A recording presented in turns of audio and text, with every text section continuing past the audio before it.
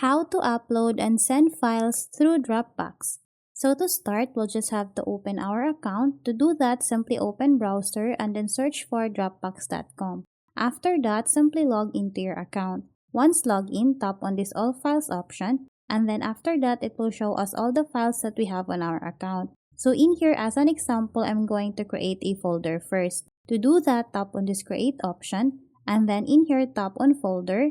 And then after that, I'm just gonna name my folder as Share Sample 2. And then after that, tap on Create. So once the folder is created, we can now upload files. To do that, tap on the Upload option and then tap on the Upload Files option. After that, it will automatically open our desktop file manager. In here, I'm just gonna select the file that I want to upload. And then after that, tap on the Open option.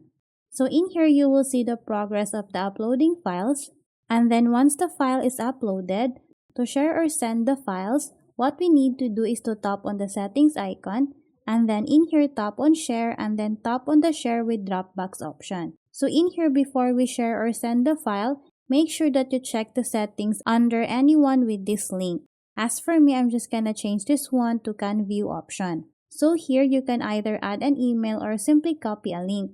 As for me, I'm just gonna copy a link. So to do that, we'll have to tap on create and then we'll just have to wait for a little. And then once the link is created, we'll have to tap on this copy link option. Once we have the link, we can now send the file or share the file to our friends or members that we want to be added on the folder.